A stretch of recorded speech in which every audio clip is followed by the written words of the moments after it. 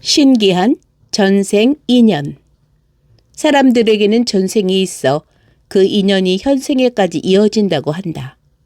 옛날에 한 양반이 살고 있었다. 좋은 가문에 재산도 많은 데다가 학식이 깊어 일찍 벼슬길에 나가니 부러워하지 않는 사람이 없었다. 그런데 그 양반과 결혼해서 잘 살던 아내가 어느 날 온다 간다 말도 없이 보따리를 싸서 집을 나가버리고 말았다. 아니, 이보다 더 좋은 데가 어디 있다고 집을 나갔는가? 그거 참 희한한 일이로다. 양반은 아무리 생각해 보아도 아내가 집을 나간 까닭을 알 수가 없었다. 이거 억울한 것보다도 궁금해서 안 되겠다. 찾아내서 연유를 알아봐야겠어. 이렇게 결심한 양반은 마부를 한 명 데리고 팔방으로 아내를 찾아다니기 시작했다.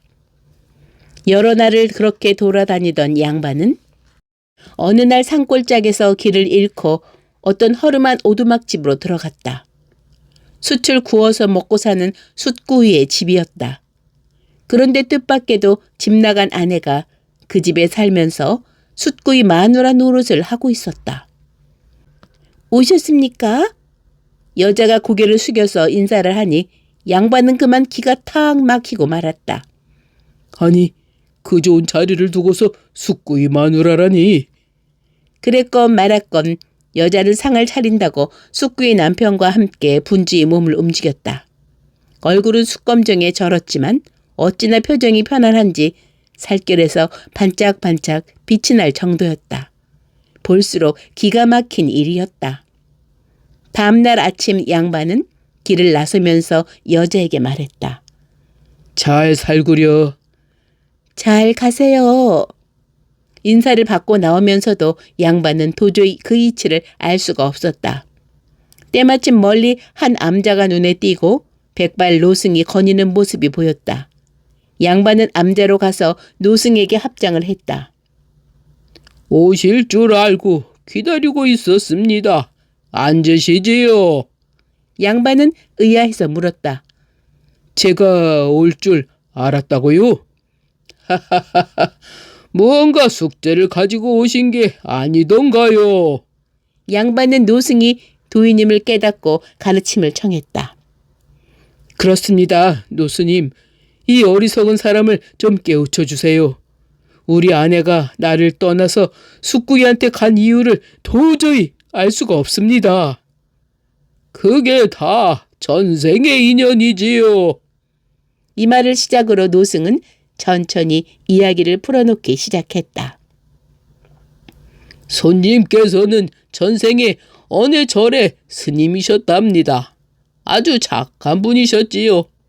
길을 가면서 혹시라도 벌레를 밟지 않을까 바닥을 보고 다닐 정도로요. 어느 날 그 스님은 길을 가다가 바위에 앉아서 쉬고 있었지요. 그때 옷에서 이 한 마리가 슬슬 기어 나왔답니다. 스님은 잠깐 망설이다가 그 이를 옷에서 떼어서 바위 아래 풀포기에 살짝 올려놓았어요. 그러고는 가던 길을 갔지요.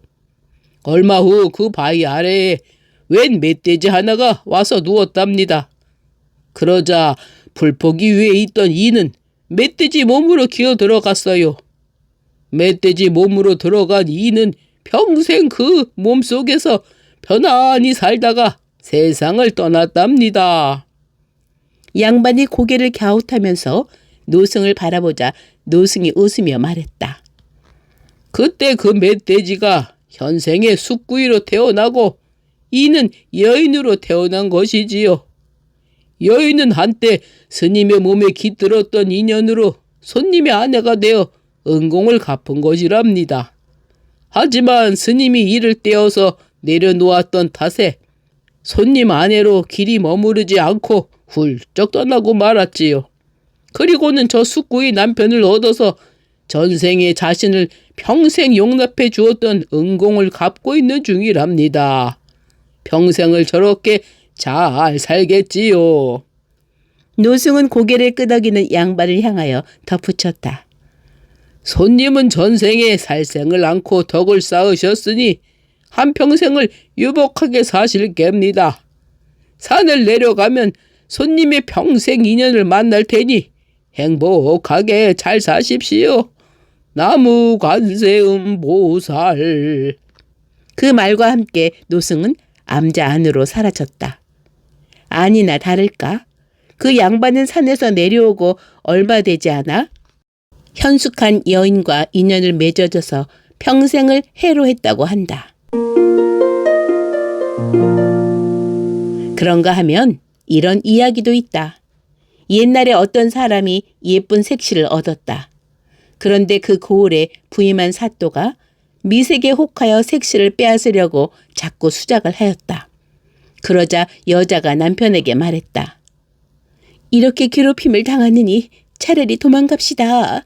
깊은 산속으로 들어가서 우리 숨어 살아요. 남편 또한 그 말이 옳다고 생각하고 아내와 함께 짐을 싸들고 산중으로 향했다. 산길을 가다가 날이 저물자 부부는 한 오막사리를 찾아 들어갔다. 다 쓰러져가는 오막사리에는 노파와 떡거머리 총각이 살고 있었다. 밤이 깊어 잠을 자게 되었는데 방이 하나뿐인지라 한 방에 나란히 누워서 자게 되었다.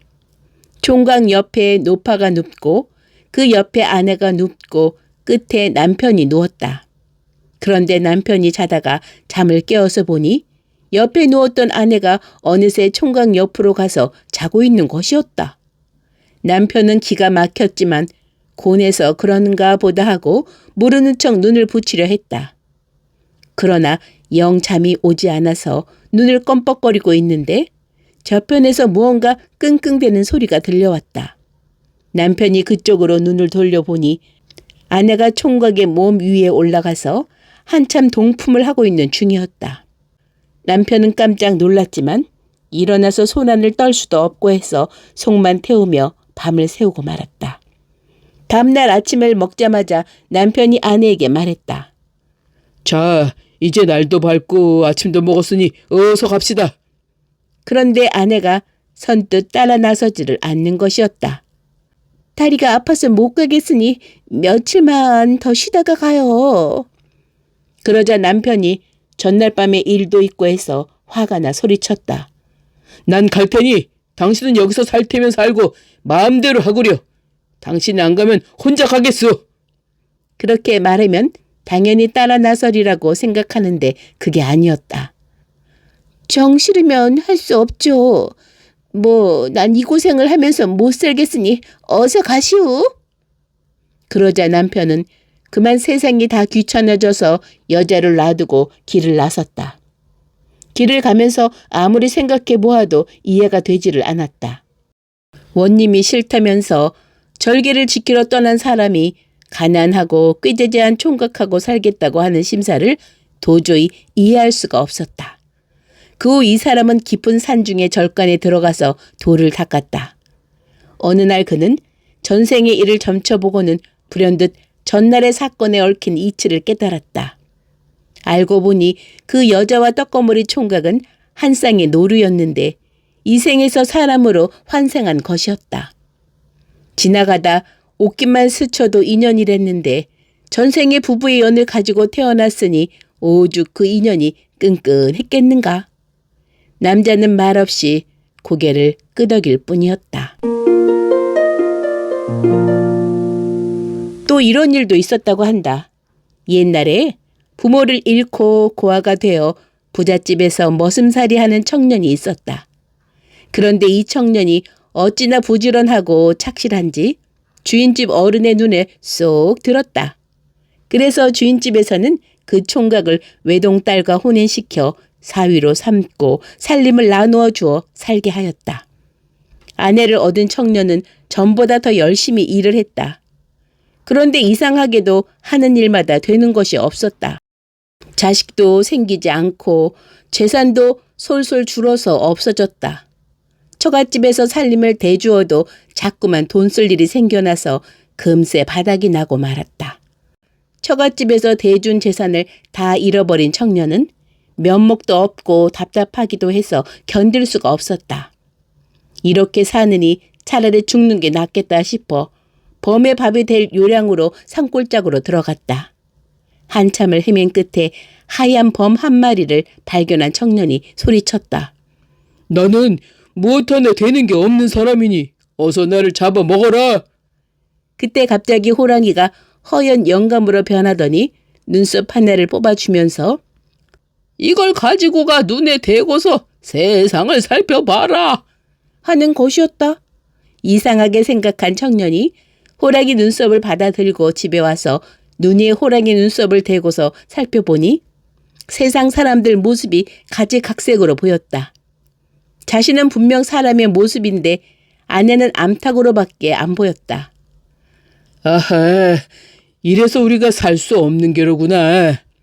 청년이 답답한 마음에 집을 나서 길을 가는데 맞은편에서 웬 옹기장수 부부가 걸어오는 것이 보였다. 청년이 호기심에 호랑이 눈썹을 대고서 부부를 살펴보니 여자는 사람의 모습인데 남자는 장닭이었다. 청년이 옹기장수를 불러서 단도직입적으로 물었다. 여보시오, 말 좀 물읍시다. 그래 대개 부부 생활이 어떻습니까? 그러자 옹기장수가 기다렸다는 듯이 말도 마시오. 뭐가 지었는지 되는 일이 하나도 없수다. 하는 것이었다. 나 또한 마찬가지라오. 내가 관상을 보니 우리 부부와 당신 부부는 인연이 엇갈린 게 분명해요. 우리 한번 짝을 바꿔 살아보지 않겠습니까? 정말 한번 그래 볼까요? 아내들도 일이 안 돼 답답하던 터라서 두 부부는 서로 짝을 바꾸어 살기로 결정했다. 옹기 장수가 부잣집 사위 자리로 들어오고 청년은 옹기짐을 짊어지고서 길을 나섰다. 그 후로 청년은 하는 일마다 잘 되기 시작했다. 3년이 채 지나지 않아서 옛 처갓집보다 더 큰 부자가 된 청년은 궁금한 마음에 옛날에 살던 집을 찾아갔다. 보소, 요즘은 살기가 좀 어떻습니까? 그러자 옹기 장사하던 사람이 아주 큰 소리를 치는 것이었다. 말도 마시오. 하는 일마다 어찌 잘 되는지 부자가 되고 자식도 낳았답니다.